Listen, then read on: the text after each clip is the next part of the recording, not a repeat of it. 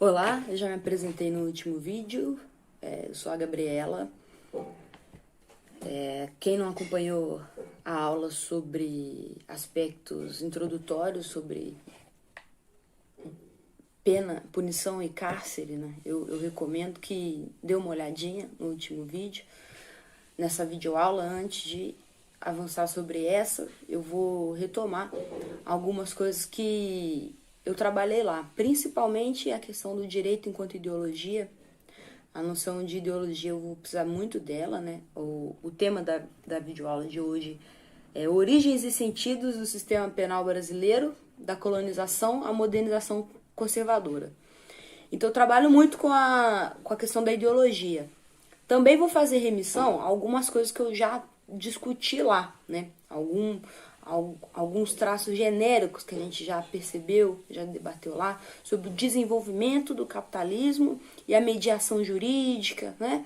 Se valendo aí da violência extraeconômica na administração dos conflitos sociais e aí a forja de novas individualidades através da disciplina. Então, como eu falei um pouquinho disso lá, é óbvio, tendo como parâmetro a questão europeia, talvez seja interessante, se você não está aí vendo tudo em ordem, dar uma olhadinha lá, porque eu não vou fazer aquela reflexão tão ontologia para lá, ontologia para cá, modo de produção para lá, modo de produção para cá, igual foi aquela última aula, não. Na aula de hoje, eu vou atacar direto o caso brasileiro. Bom, como é que eu pretendo dividir essa videoaula de hoje? Primeiro, assim, o que tem de... A última aula também depois eu percebi, eu fui falando, e às vezes não ficou tão amarradinho com as referências teóricas. As referências, os textos dessa aula de hoje, eu vou ficar mais coladinho com eles, até porque também é o tema que eu desenvolvi no meu trabalho de conclusão de curso, então é a parte mais ampla desse trabalho, então fica mais fácil, tá mais fresco na minha cabeça também. Eu vou me guiar por ele, tá? Não é porque eu sou muito bonita ou porque o trabalho ficou muito bom, não é nada disso, não. Eu acho que ali tá pelo menos didático, sabe? Trabalhar com esse tema que tem muita referência historiográfica. Então, para não precisar de botar tudo que eu mastiguei ali, na referência aqui, né, na nossa ementa, eu acho que se guiar por ali pode ir direitinho em tudo que eu vou falando por aqui, tá? Não é porque, nossa, que trabalho brilhante, né? Não é vaidade, não, tá bom? Inclusive tem coisa lá que, nossa senhora, tem até vergonha, preciso revisitar, confundir. Tem uma parte no final do trabalho que eu confundo mais-valia absoluta com mais-valia relativa. Meu Deus, não, assim, merece ser revisitado esse trabalho. Alerta quem for ler, essa parte específica pode amassar e jogar fora, o restante, a parte historiográfica, pode revistar com tranquilidade. Tem muito material, né? Criminologia brasileira, historiografia do sistema carcerário brasileiro, muito bom, né? Tem aí trabalhos muito relevantes que eu fiquei muito feliz, né, de ver a qualidade dos trabalhos, quando eu fiz esse trabalho lá em 2017. Bom, feitas essas breves considerações, como é que eu vou dividir essa aula? Primeiro nós vamos falar da teoria da via colonial. Entendida a teoria da via colonial, eu vou brevemente fazer um retrospecto histórico. Por quê? Não é pertinente a gente ficar fazendo igual quem é do meio jurídico está acostumado com isso. Vai pegar um artigo sobre qualquer tema. Você está lá debatendo microempreendedor individual. Aí você vai lá procurar um artigo jurídico na internet. Aí o cara começa falando do Código de Hammurabi. Aí ele começa assim, aspectos históricos do direito empresarial. Aí vai lá, Código de Hammurabi. Não é essa palhaçada não, esse apêndice histórico meramente assim, uma cronologia aleatória, não é por causa disso, muito pelo contrário, a gente precisa ir demonstrando a processualidade histórica, pra gente ir mostrando assim, geneticamente, onde que estavam os traços no desenvolvimento econômico, onde que são os traços no desenvolvimento histórico, social, né, do capitalismo brasileiro, que foram criando as condições de possibilidade para a gente explicar o fenômeno que a gente está estudando, no caso aqui o sistema penal brasileiro, direito brasileiro, né? E aí, na aula de hoje, eu vou chegar só até o período de consolidação industrial, né? Depois a gente vai ter aí um outro estudo, a gente vai avançar sobre o período da ditadura empresarial militar, tentar chegar mais perto da contemporaneidade. Mas vou parar ali, década de 40, chegando perto da década de 50. Por quê? Porque é um período crucial para entender a história brasileira. Quem não revisita esse período não tem condição de fazer análise nenhuma sobre o Brasil, nem quer que fala de Bolsonaro e não voltar lá atrás para entender o que aconteceu. Muito dificilmente vai conseguir, porque é um momento decisivo do desenvolvimento do capitalismo no Brasil. E como a gente viu, se eu quero estudar qualquer fenômeno que seja um fenômeno assim, ideológico, como no nosso caso aqui, a gente está estudando direito, né? Direito penal. Eu preciso entender o modo de produção, eu preciso entender o fundamento material em que relações sociais, materiais, como tem se produzido, como se produz a vida em sociedade nesse país, de modo que essa mediação, essa ideologia pode existir quanto tal, né? Ali, né?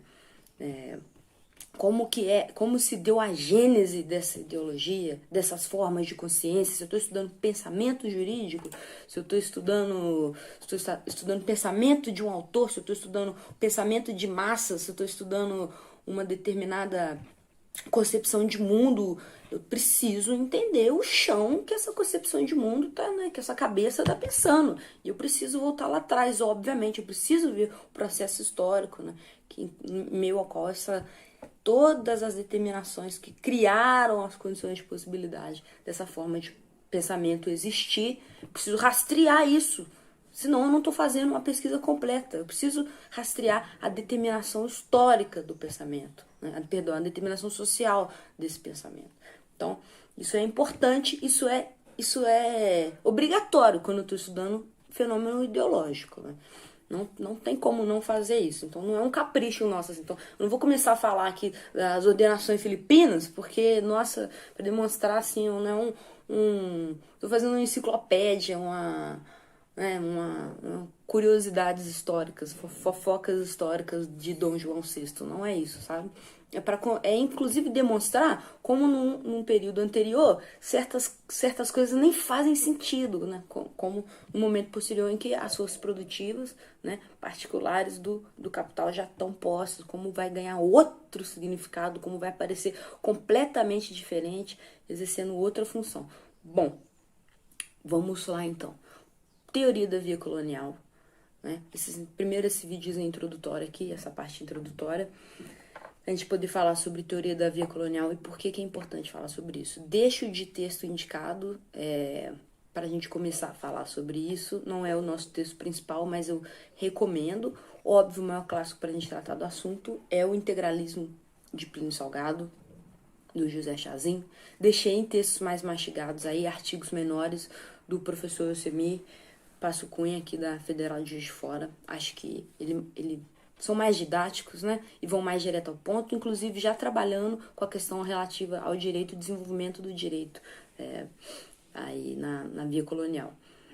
Então, por que a gente precisa passar por esse assunto?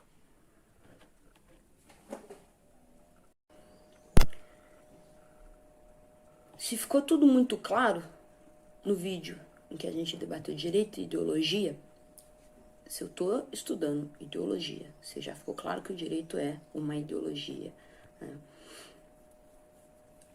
A gente tem aí, principalmente, Lukács deixa algumas indicações, né, dos seus estudos sobre ideologia. O que é interessante para a gente estudar uma ideologia? É a sua gênese e a sua função social. Você lembra bem o que é uma ideologia? São aquelas ideias que, em meio ao desenvolvimento da vida em sociedade, se alçam a condição de responder problemas concretos. São ideias que cumprem uma função social. Elas conseguem desenvolver, né, dar rumo aos problemas que surgem na vida social, conduzir, responder os problemas concretos da vida em sociedade. Mas não responder assim de uma forma, né, de uma forma otimista, não é isso, assim, não é progredir a vida em sociedade, não. É dar rumo, inclusive, de acordo, né? Vamos utilizar essa palavra conjuntura, né? Muito boa essa palavra, mas com a conjuntura de forças pertinente à organização das relações de produção, das forças produtivas naquela sociedade. Então, se a gente tem uma sociedade dividida em classes, se a gente tem uma classe que domina a outra, a tendência é que os conflitos se resolvam, né, mantendo a dinâmica social, a dinâmica das relações sociais no rumo mesmo, né, da conservação daquelas relações que mantêm tudo como está, né, preservam mesmo o desenvolvimento daquela dada forma de organização da sociedade, conforme já está posta ali, conforme já está posta, no caso, o domínio de uma classe sobre a outra. Então, a gente tem que fugir desse papo de que ideologia é uma forma contaminada de pensamento, né? Ideologia é necessária, é como se tivesse assim, uma sementinha do mal na teoria, uma sementinha do mal. Né? Ideologia é sinônimo de sementinha do mal no pensamento da pessoa. Sabe que você está falando é ideologia. Não é sobre isso, não, sabe? Ou então ideologia não, você está falando é mentira, isso aí é ideologia, como se ideologia fosse o oposto de ciência. A correção ou não, né, de uma ideia, a capacidade dela exprimir de fato a realidade ou não, ou isso não é o que é importante. O importante é que ela de fato aquela ideia, aquele conjunto de ideias consiga se voltar para a realidade reordenando, né? E respondendo a conflitos sociais. Que seja resolvido, né, esses conflitos sociais dando rumo de uma forma mais favorável a uma classe ou a outra, isso tudo vai depender, não é da ideia em si, mas vai depender, é claro, do nível de tensão, né, que vai estar colocado na luta de classes, né? Então, obviamente que vão ter ideias que vão ser apropriadas, né? Ou que, nossa, assim, parece às vezes que a gente tá falando que a burguesia se reúne no meio da noite e fala assim, nossa, vamos escolher aqui qual ideia que a gente vai usar para defender a gente. Às vezes até acontece isso mesmo, mas não é isso. Na processualidade histórica mesmo, os indivíduos concretos, essas coisas vão acontecendo, né? Com a naturalidade, mediados por vários conflitos, enfim, não é tão simples. Às vezes a gente precisa fazer abstrações, assim, abstrações isoladoras para entender um pouquinho, assim, a dinâmica de fundo desses fenômenos para explicar. Mas, bom, chega de todo esse papo meio abstrato. Vamos para a particularidade aqui da via colonial. Tô retomando tudo isso para entender por quê. Você está falando de ideologia. Necessariamente, eu preciso entender a gênese e a função social que essa ideologia cumpre. Como ela se origina, quais são o que na realidade permite que essas formações ideais se concretizem, que elas existam e possam, inclusive, se alçar à condição de ideologia.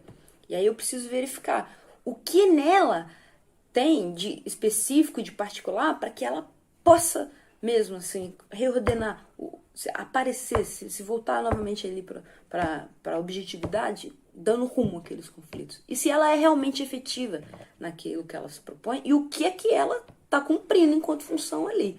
Então eu preciso olhar para a gênese, eu preciso usar para a função social. Preciso olhar como ela surge e qual função que ela cumpre. Então, no primeiro momento, a gente vai olhar para isso. Para eu olhar para isso, eu preciso olhar para o quê? Eu preciso olhar para o desenvolvimento do modo de produção da vida aqui no Brasil, do modo de produção das forças, né? Perdão, preciso olhar para o modo de produção das condições materiais no Brasil. Em outras palavras, meu amigo, eu preciso olhar para o desenvolvimento, né? Se eu já cheguei à conclusão que o direito é uma ideologia específica do capitalismo, né, que ele se torna direito como a gente conhece hoje, com todas as suas funções como a gente conhece hoje, a partir do capitalismo, eu preciso desvendar, preciso entender o desenvolvimento do capitalismo no Brasil, para eu entender como essas condições particulares do caso brasileiro, do caso do desenvolvimento do capitalismo no Brasil, engendram a possibilidade do direito enquanto ideologia, né? Ter a sua gênese aqui. Quais são as condições dessa gênese? Então, assim, é para isso que eu preciso olhar.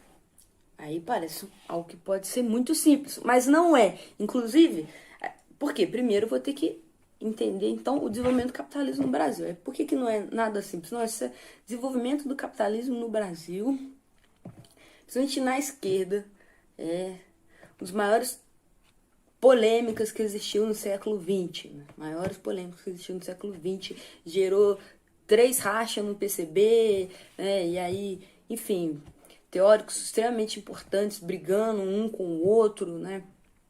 Por quê? Porque a gente vai voltar, quem viu outro vídeo vai se lembrar que a gente falou um pouco sobre aplicação, né, mecânica do marxismo, economicismo, sim, por parte de quem se reivindicava, né, comunista, marxista, fazer uma transposição mecânica do que o Marx estava falando sobre França e Inglaterra, e querer aplicar aquilo aqui na realidade brasileira, por exemplo. Então, era muito comum, ao longo do século XX, por exemplo, a gente ter pensadores que falavam que o Brasil era feudal, né? Semi-feudal, e precisaria, portanto, fazer uma revolução democrática, popular, precisaria se aliar com setores da burguesia progressista, porque não tinha capitalismo no Brasil ainda. Então a gente precisava ter primeiro o capitalismo no Brasil para depois ter uma revolução socialista, né? Então, assim, no meio dessa salada teórica esquisita, essa aplicação mecânica do marxismo, também muito contaminada por análises equivocadas da própria Terceira Internacional, né? Influenciada aí por uma leitura meio bagunçada também, né? Do próprio Partido Comunista lá na União Soviética. Então não é uma conversa simples, sabe? E outras motes de análise vão colocar tudo num tom muito politicizante, né? Então a gente vai fazer uma análise histórica e aí vai ser assim a figura do Getúlio Vargas como um líder, vai até usar esses termos, né? Totalitarista, tudo isso daí, e que acaba perdendo mesmo, sabe, os nervos fundamentais para a gente explicar a questão. Então, a teoria da via colonial, ela é muito importante, assim como outros também, sabe? Eu respeito muito a teoria marxista da dependência também, mas aqui eu vou falar do que eu adoto mesmo, que é a teoria da via colonial, porque ela se preocupa em entendendo que há determinações centrais no modo de produção capitalista, então tem questões que são genéricas, né? A extração de mais valor, isso é genérico, né? Isso é algo que vai ter em qualquer formação do capitalismo industrial, principalmente agora. Então, assim, aprender com os casos clássicos é muito importante, mas enfiar as categorias específicas do caso clássico em qualquer lugar não é possível, né? Eu preciso perceber, e por isso eu acho muito rico, né, na investigação do Chazin, que é quem primeiro, né, desenvolve de forma mais... se atribui a ele, né, o desenvolvimento da teoria da via colonial, mas ele é um leitor do Caio Prado Júnior, né? É alguém muito preocupado mesmo, inclusive polemizou muito com os seus contemporâneos a respeito disso, né? Do desenvolvimento particular do Brasil. Por que a gente fala de via colonial aí, né? É costume de se chamar via clássica do desenvolvimento do capitalismo, o caso inglês, o caso francês, por exemplo, a via prussiana, né, que é o capitalismo tardio, o desenvolvimento do capitalismo na Alemanha. Isso já é um estudo que quem desenvolveu foi Lenin, percebendo que de fato a realidade alemã também não podia se acoplar mecanicamente às categorias do caso inglês, né? Tudo que aconteceu ali na Inglaterra, tudo que aconteceu na França, não podia analisar olhando para lá, tinha que olhar para o caso específico alemão, um capitalismo tardio, né? E, ciente dessas particularidades, Chazin olha para a realidade brasileira. O que a gente precisa levar de lição disso? Então, já recomendei aqui o que deve ser lido a respeito, né? Só uma coisa que eu acho muito interessante, né? Entender o porquê que o Chazin está estudando a via colonial. começa estudando o quê? Ideologia. Está estudando o integralismo do Plínio Salgado, sobre todas as análises teóricas das ciências sociais que chamam o integralismo de Plínio Salgado de fascismo brasileiro, né? E aí não vamos estudar. Então teve fascismo no Brasil? Então é isso que o integralismo é? Fascismo? Tem como existir fascismo no Brasil? Eu posso chamar isso aqui de fascismo? Será que... O que foi o fascismo, então, na Alemanha, enquanto forma de consciência? Será que as condições para o surgimento do fascismo na Itália e na Alemanha? Será que existiu isso aqui na realidade brasileira? Olha só, como não é, né? Um procedimento muito parecido com o que a gente precisa fazer aqui para entender o caso brasileiro. Estudando isso, ele entendeu, né? Olha só, a via de desenvolvimento do capitalismo no Brasil é muito diferente da via do desenvolvimento do capitalismo na Alemanha, que já é muito diferente do caso clássico inglês, do caso clássico francês. Por isso que a gente que é mais cuidadoso quando está estudando Marx tem vontade de ficar triste quando a gente vê um amigo das ciências sociais acusando Marx de eurocêntrico, de determinista. Não, isso não dá mais para usar isso, porque ele está falando da Europa e aqui no Brasil. Cara, mas nunca foi isso que foi dito lá, muito pelo contrário. Ele nunca falou, olha só, é assim que aconteceu na Inglaterra e na França, então no resto do mundo inteiro foi assim.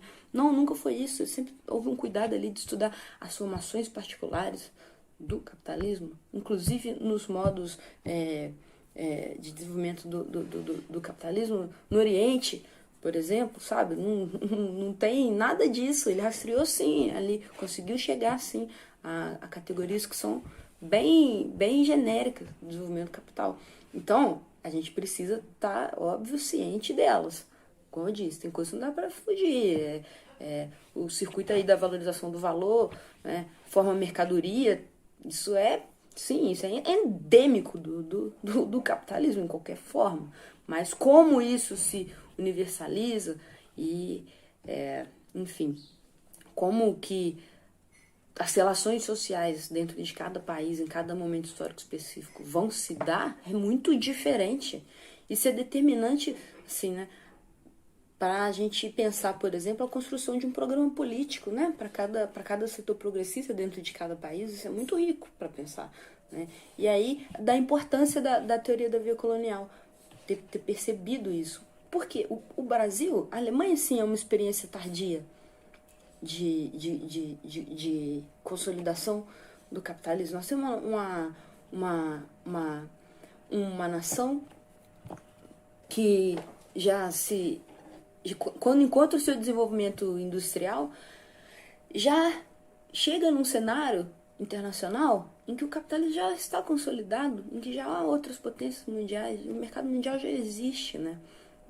Tem uma aristocracia ligada ainda à terra, ligada, né, a formas retrógradas ainda de formas econômicas do passado. Tem sim uma burguesia industrial surgindo, mas as duas têm seus conflitos, mas já tem desenvolvido a luta de classe, né, na Europa. Essa já foi uma questão enfrentada no nível ideológico, né? Então, diferente do caso clássico, quem que tem que ser enfrentado não são os resquícios da feudalidade. O inimigo da consolidação, né, das relações de produção, quem tá criando obstáculo ali, as relações de produção, no caso clássico, o desenvolvimento das relações de produção típicas do capitalismo, são sim as relações típicas da feudalidade, é a religiosidade, é toda aquela noção ligada à aristocracia, à nobreza, enfim, tudo que vem atrelado àquilo. No caso clássico, no caso da via prussiana, no caso alemão, não é exatamente isso. Há, na verdade, um pacto entre setores, eles brigam entre si, têm seus conflitos, mas a gente o mundo já viveu uma série de conflitos, né, da classe dominante, tendo que se afirmar contra a classe verdadeiramente explorada, né? Então as pretensões de universalidade já podem ser colocadas de lado. Então os processos pretensamente democráticos já não estão no foco. A forma política, né, já pode ser um pouco mais, já tende a ser um pouco mais violenta, não é tão, não são processos que se pretendem democráticos e pacíficos, não tem toda aquela preocupação com aquela estética, vamos dizer assim, dos direitos do homem e do cidadão, como na Revolução Francesa, não tem muito isso não, sabe? E o que precisa, e assim, isso tudo a gente debatendo assim, né? As mediações sociais para engendramento, né? Dessa nova ordem social burguesa. Mas para além disso, a gente também está falando, a gente também precisa falar do que é acionado como um mecanismo mesmo de desenvolvimento das forças produtivas, desenvolvimento da industrialização na Alemanha, né? Tem Inglaterra e França 200 anos, 300 anos de desenvolvimento de força produtiva, né? Vai, capitalismo mercantil, todo aquele processo, né? Desenvolvimento da manufatura, tudo no seu ritmo mais ou menos natural, né? E ali na Alemanha não, cara, esse capitalismo já está consolidado lá. E eu preciso competir com esses caras. Então eu preciso que é chicote no lombo. E aí é isso que está na base, por exemplo, né? De todos esses conflitos sociais que a gente vai ter, que vão combinar na Primeira Guerra Mundial e depois na Segunda Guerra Mundial. Então uma burguesia nervosa, com sangue no olho, que não mede força para espoliar o seu proletariado, né, em termos de produtividade, e o que precisa lançar a mão de desenvolvimento, inclusive tecnológico. Então, mais-valia relativa, a gente lança a mão aqui, desenvolve tecnologicamente o país, e ao mesmo tempo também não poupa esforço, né, para readequar todo o cotidiano da força de trabalho ao máximo, uma individualidade voltada para pleno vapor do trabalho, pleno vapor do trabalho. É tudo sobre isso, é trabalho, trabalho, trabalho, extrair, ter mais valia, né? Extrair mais valor até não poder mais, né? De forma frenética mesmo. É a alternativa que essa burguesia tem. Ela não teve 300 anos de desenvolvimento histórico. Assim. Tô falando a grosso modo mesmo, aqui nossa preocupação não é essa. Então, mas a gente tem, por exemplo, lá uma burguesia que tem uma pretensão de se lançar a um projeto industrializante nacional, né, de se emancipar do capital internacional de determinada forma, de ter uma burguesia com um projeto de industrialização nacional próprio, né? Isso tem no caso prussiano. Isso não tem no caso brasileiro. Isso é só mais uma das coisas que não tem no caso brasileiro. Nossa, isso tem que tomar muito cuidado para falar, porque a gente faz, né, pessoas mal intencionadas vão falar, nossa, você tá fazendo um elogio. Que elogio nada, eu tô falando aqui que era chicote no lombo, exploração do trabalhador. Isso aqui acaba no fascismo, né? Então, isso, né, tô falando a ausência desse projeto de emancipação do capital, de uma burguesia com um projeto de emancipação do capital nacional frente, né, e para poder fazer frente, para poder competir, para poder expandir, né, frente a outros setores do capital que já estão consolidados, inclusive a capitalistas de outros países, como principalmente Inglaterra, França, né, até mesmo os Estados Unidos, que já estão nesse processo aí um pouquinho mais avançados. Isso no Brasil nunca existiu. Por quê? Aí tem que tomar cuidado. Assim. Acho que a gente aqui não está lidando tanto com reacionários, mas não é sobre isso, não é sobre sentir inveja e querer que seja igual. Não, muito pelo contrário. Olha só o que isso significa para a classe trabalhadora. Isso significa uma virulência, o tipo de processo que tem que ter para impor à classe um ritmo avassalador de trabalho, uma exploração avassaladora, é brutal. É brutal, é literalmente trabalho forçado, né? São guerras por novos territórios, a anexação de colônias, né? Em outros países, né? E trabalho escravo em outros países. Então, assim, é disso que a gente está falando. A gente está falando de neocolonialismo, praticamente, também, né? Tudo nessa fase. É o imperialismo, a gente está falando de imperialismo. Então, essa é a realidade do capitalismo tardio na Alemanha, né? Que já não é igual ao caso clássico. E menos ainda igual ao caso da via colonial. Por quê? Tem que levar em conta o momento, quando a gente fala assim, aqui é um capitalismo hipertardio. Sim, é um capitalismo hipertardio, mas é só o momento histórico que faz diferença? Não, porque também é um capitalismo atrófico. Um capitalismo que, na sua Constituição, está ali implícita a questão da economia colonial. Isso não pode ser perdido de vista. Esse é o traço específico do capitalismo brasileiro e que vai ser determinante para entender todo o desenvolvimento do capitalismo no país. Então, a gente tem aqui um país que consolida, que desenvolve suas forças produtivas sob uma lógica de integração no mercado mundial, sempre de forma subalterna, sempre como colônia. Se a gente analisa os traços sociais nossos, a gente tem aqui dentro uma classe trabalhadora, né, que vai se tornar, né, classe trabalhadora, no termo assim mesmo, proletariado, que é formada por pessoas que foram trazidas, foram arrancadas, violentadas mesmo, né, de outro continente para trabalhar força aqui, na forma do trabalho escravo, né?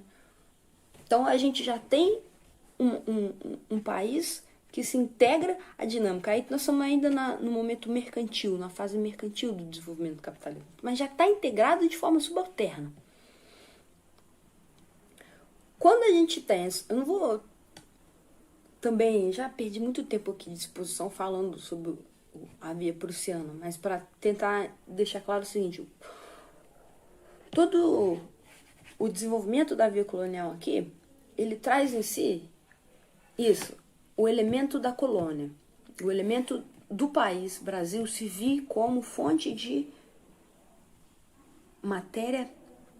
matéria-prima e mão de obra barata, né? Essa é a função do Brasil. Essa é a função do Brasil na dinâmica internacional do capital, né? E quando a consolidação do capitalismo industrial assim permanece, né? E quando há o desenvolvimento industrial aqui, se desenvolve industrialmente, inclusive com o capital internacional, né? Que injeta dinheiro para o desenvolvimento do capital internacional, que é muitas vezes, sim, potências industriais como a Inglaterra.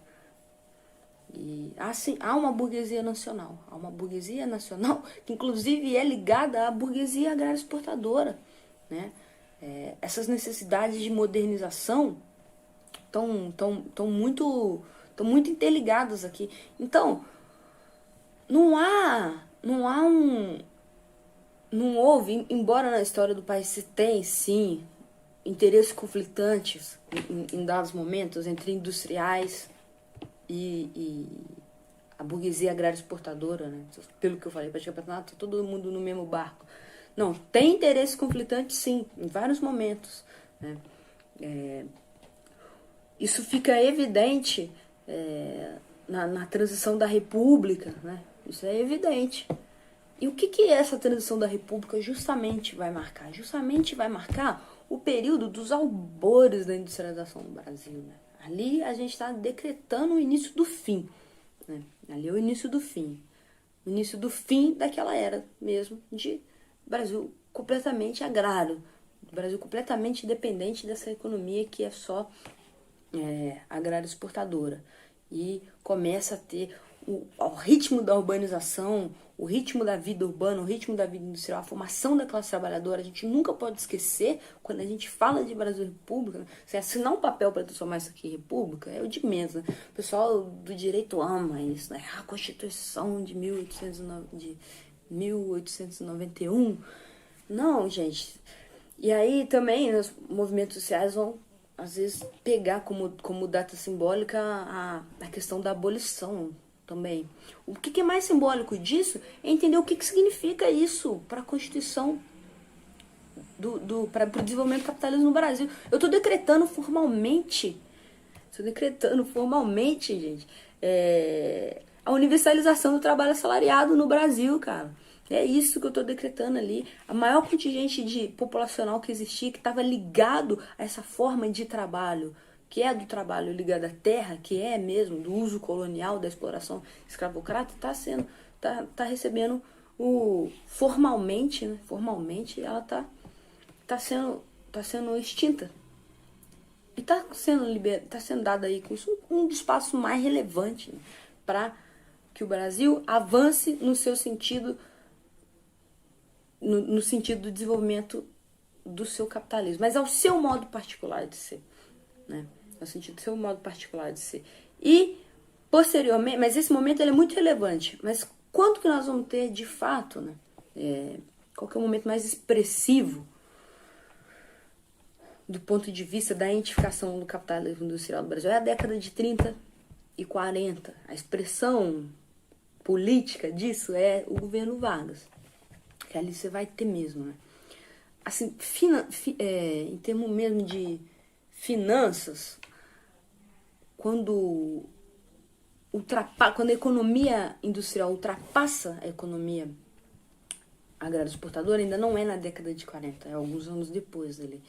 Mas, em termos de toda a modificação da realidade brasileira,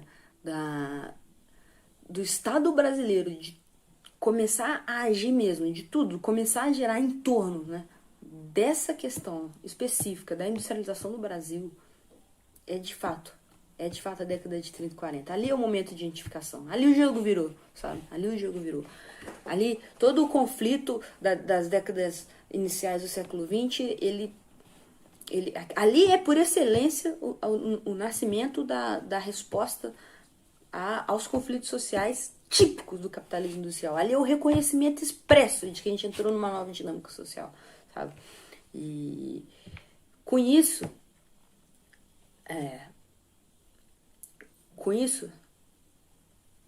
a gente pode avançar, assim, falando de forma muito corrida, né? Mas por que eu acho, só para finalizar, pra gente poder entrar na questão do direito mesmo, falei, sobre a via colonial, talvez em si possa ter ficado um pouco confuso. O que é importante reter disso tudo? Via colonial, eu não posso perder de vista a particularidade do caso brasileiro em virtude de ser uma colônia, né? Baseado, sim, na exploração, né? de elementos como matéria-prima e força de trabalho, né? Barata mesmo. Essa é a dinâmica da integração do Brasil no mercado mundial. Uma burguesia, são as classes dominantes, totalmente subordinadas às classes dominantes das potências europeias, à burguesia internacional. Inclusive o desenvolvimento dessa classe local ligado ao desenvolvimento da burguesia internacional, né? Uma ausência de projetos emancipatórios próprios, embora houvesse sim, né, setores mais progressistas, setores mais conscientes das medidas que precisavam ser tomadas no cotidiano brasileiro, para adensamento, né, das próprias medidas que eram necessárias para desenvolvimento das forças produtivas, seja ainda no período agrário exportador, seja no período industrial, né? Você tem frações da classe dominante plenamente conscientes, né, dos conflitos aqui da nossa realidade, mas o interesse de se desenvolver suficientemente a ponto de se lançar no mercado mundial um projeto próprio, né, de emancipação completa do capital internacional, isso muito difícil, isso não houve. E nem mesmo as reformas varguistas, os projetos, né, de consolidação de uma indústria de base nacionalista no período de Getúlio, não demonstram isso, né? A gente tem pesquisas aí, no trabalho de conclusão de curso eu menciono elas, que demonstram que houve muito fluxo de capital internacional, sim, para desenvolvimento. Alguns setores nunca deixaram de ser dominados pelo capital internacional, né? Outros, inclusive do setor de consolidação de base, receberam investimento estrangeiro para poder se desenvolver, para que as indústrias, né, correlatas a ele pudessem entrar, sabe?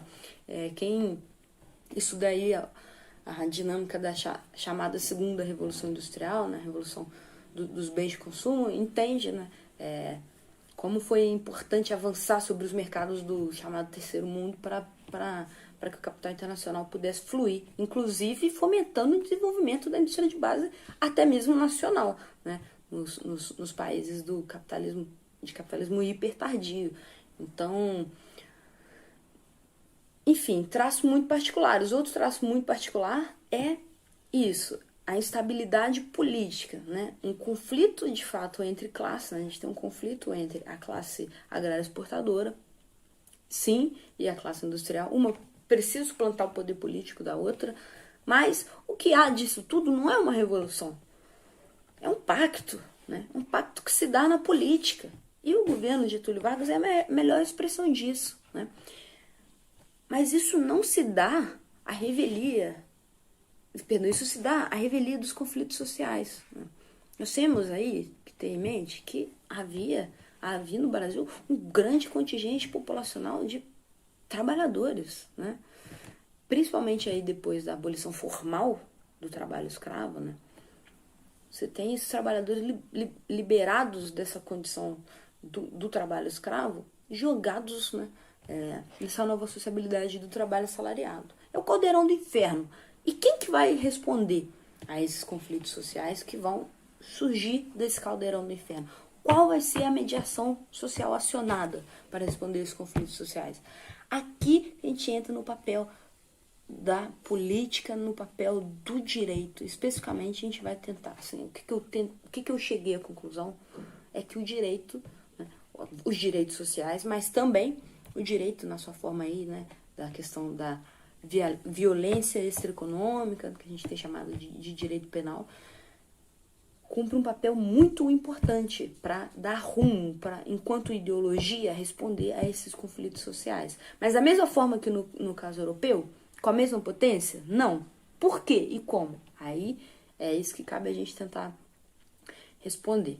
Bom, então, o que a gente precisa começar a explicar? O desenvolvimento dos sistemas punitivos no Brasil colônia, a lógica que ele não tem uma lógica própria, né? Não vai ter, a gente não vai explicar por ele mesmo.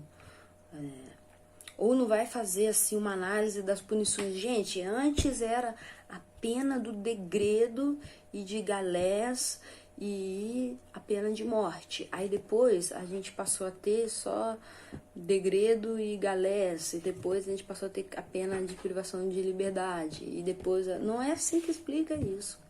Tá? A gente tem que entender qual... E nem mesmo assim, é importante a gente entender por que existiam dados tipos de punição. Sim, vai ter momentos que vai ser muito significativo, mas mais significativo do que isso, às vezes é até entender por que isso não é tão central, né, na análise. É mais entender a questão da violência extraeconômica, como ela é ministrada e por que muitas vezes um sistema jurídico autônomo, institucionalizado, não vige com tanta força, e quando ele passa a vigir, para quem que ele é direcionado, né? Quais são as formações as formas que ele toma e como ele opera na realidade. Às vezes mais do que se é chicotada ou se é forca, sabe? Às vezes é mais importante do que isso, né? Enfim, nossa, parece uma coisa bárbara, essa violência, óbvio, inadmissível, muito importante a gente catalogar isso tudo, mas é porque às vezes a gente fica muito impactado, né, pelo aspecto da violência, e deve ficar mesmo, né? Mas essa modificação às vezes é o aspecto mais externo do fenômeno, e aí o que vai explicar que tenha existido isso e por que não se faça mais, né? Talvez seja mais importante do que explicar por que, né, aqui era forca e ali era guilhotina, assim, sabe? E às vezes a gente percebe na historiografia, tem um apreço maior por esses detalhes, assim, e às vezes perde determinações históricas que ajudariam a gente, inclusive, a chegar hoje, né, na atualidade, num programa, até mesmo de superação de certas pautas que são muito atuais, né? Então, tem que chamar atenção para isso sim, sabe? Tem que chamar atenção para isso sim. A gente às vezes fica impressionado com coisas que são matéria para a ciência estudar, né? Mas a gente também não pode ficar distraído com o objeto luminoso, não, né? Sim, tem que olhar o quadro inteiro, né? Enfim, por que eu tô falando isso? A gente tem, por exemplo, quer ver? Vou citar um exemplo. Começa a analisar a ocupação portuguesa no Brasil, início ali, 1500, né? Você vai ver que não tem documentos, assim, extensos, você não vai ver que a questão ali não é tudo essa. E se você pegar os que tem, você vai ver que tem uma preocupação ali em regrar mesmo até a sexualidade das pessoas na colônia. Aí eu vou ficar, nossa, ai meu Deus, cotidiano, gênero, repressão e cotidiano no Brasil colônia. Não, cara, beleza, isso é um aspecto muito interessante de ser estudado também. Mas o que ali me interessa muito ver? Me interessa ver, por exemplo, que eu estou vivendo um momento em que a ocupação do território brasileiro por parte da colônia portuguesa não é importante. Não é importante. Sabe? Então, isso poderia parecer assim, nossa, olha só os portugueses, cara, eles estão preocupadíssimos com a sexualidade dos brasileiros. Então, dos brasileiros não, aqui na colônia, então a sexualidade aqui tem. Não, cara, sabe o que isso me demonstra? Se eu vou aprofundando, eu vejo que não tem um interesse ainda muito desenvolvido em ocupar essa colônia. Não tem ainda. Quem está aqui presente a serviço da colônia portuguesa ainda não está ainda não está incumbido de missões de organização mesmo, né, enfim, de vila, de toda essa forma mais avançada para poder explorar, né, a vida econômica nacional. Está muito ligada ainda à ocupação no litoral. A gente tem missões religiosas. Grande parte, né, dos portugueses que estavam aqui eram ligados a missões religiosas. Então é óbvio que a preocupação com esses aspectos da moral, né, iam aparecer de uma forma muito intensa ali. Então a questão puramente jurídica, do controle do cotidiano, da punição, ela ia aparecer intimamente ligada a isso. Por quê? Na prática, quem que estava aqui, né? Era mesmo, né? Missionários, esse tipo de pessoa. Isso me demonstra que eu estou vivendo ainda um momento em que não tem um profundo desenvolvimento da colonização aqui. Já começou, mas ainda não se adensou como vem em seguida. O documento da Carta de Poderes do Dom João III já mostra isso. Já é um passo adiante na colonização. Passo adiante, e não no sentido positivo, né? Deus me perdoe o massacre das nações indígenas e tudo de ruim que aconteceu. Quer dizer o seguinte, já está avançado o processo de falando Deus que me perdoe, né? Eu sou, nem sou religiosa, assim, muito pelo contrário, até pedir desculpa. Enfim, a gente tem um momento posterior em que já se reconhece, por exemplo, através desse documento, né, da Carta de Poderes, eu consigo ver, por exemplo, Portugal já sabe muito bem que existem classes muito distintas aqui. Eu prescrevo punição, aí sim a punição me ajuda a entender o cotidiano do Brasil colônia. A punição aqui, olha só, tem pena de morte, tem degredo, tem galé. Mas e daí? O que eu faço com isso? E o que isso me ajuda a entender da realidade? É a punição por ela mesma? Gente, isso não serve para nada. Eu preciso entender o seguinte: se eu tô vendo que essa punição tá direcionada para escravos, gentios, né, que é a forma como se refere aí aos integrantes das nações indígenas e aos que eles chamam de peões, que são os homens livres, né, pobres, e tem pena de morte para esses, mas as pessoas que eles chamam de maior qualidade é degredo e penas pecuniárias. Então eu sei que tem um tratamento muito distinto para as classes. Portugal já reconhece tranquilamente que existem classes diferentes que precisam ser tratadas de forma diferente, né? Tá relegando todo o poder para representante da coroa aqui na matéria do civil e do crime. Olha só, já é uma fase maior o quê? De aprofundamento do projeto colonial no país.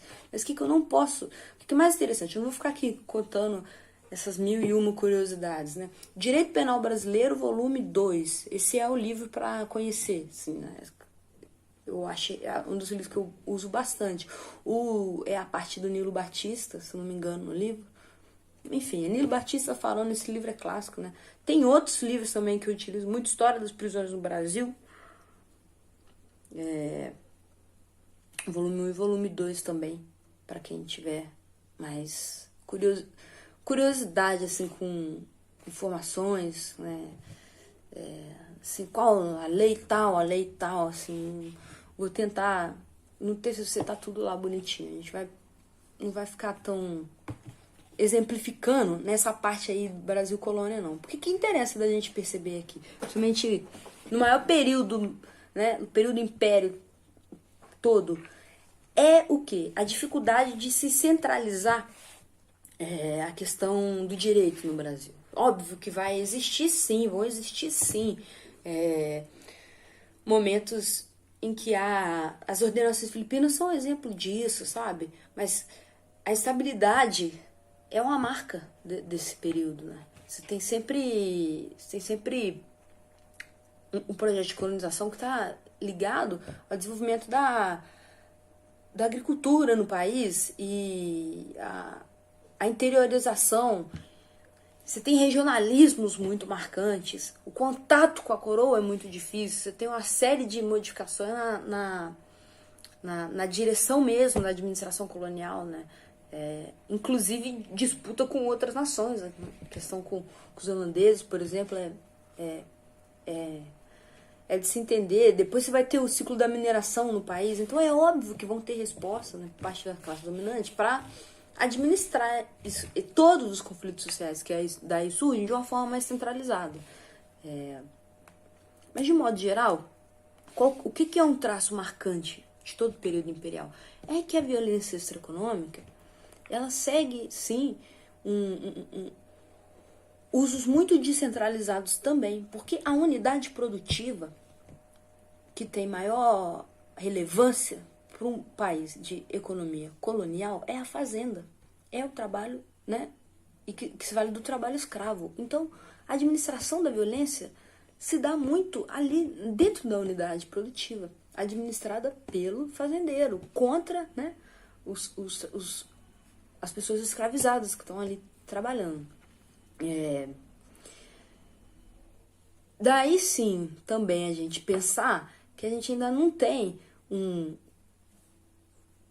um desenvolvimento de força produtiva. Aliás, a particularidade das forças produtivas coloniais não demanda a centralização de instituições, de estruturas mesmo, assim, como, por exemplo, o capitalismo, né? A gente não pode fazer essa transposição mecânica, mas é algo que a gente pode pensar que aconteceu, né, na transição da feudalidade para o Estado moderno na Europa, né? Essa questão dos regionalismo, da ausência mesmo, né, seja de uma forma política, de uma forma jurídica mais centralizada, é uma marca que a gente vai acoplar mecanicamente. É lógico que tem várias particularidades, mas é uma lição que fica, assim, pra gente entender. Não tô passando, não pulei 200 anos de história nessa análise, só por preguiça de enfrentar o assunto. Mas é entender, assim, que a marca disso é a descentralização e o porquê, né? Porque, principalmente no que chama a nossa atenção aqui, que é os usos punitivos, a questão da violência extraeconômica, né? Óbvio que essa violência ela é administrada da forma que ela precisa ser administrada. E se isso responde a preceitos legais, universalizantes, isso talvez seja até anacrônico, né? Se a gente passa a pensar que essa questão que baseia, inclusive, né, a aplicação da pena, esse tipo de coisa, é uma realidade após as revoluções burguesas. Então, todo esse período aí que eu pulei lá das ordenações filipinas, e vou pular agora pro período perto da independência, não tô falando que isso é irrelevante de ser estudado, não. Isso é muito relevante. Só tô falando assim, não vou me aprofundar muito, mas fica indicações de estudo aí lá no TCC, tá aí mesmo, tá? Não tô abandonando, pulando, não. Quem talvez tenha muito apreço pela história vai ficar abismado. Nossa, como é que tá perdendo a questão da mineração? Não tô falando que é irrelevante, tá, gente? Até pedindo desculpa. Mas para a questão do desenvolvimento do capitalismo brasileiro, talvez o período que circunda ali, principalmente século XIX, é mais importante para a gente.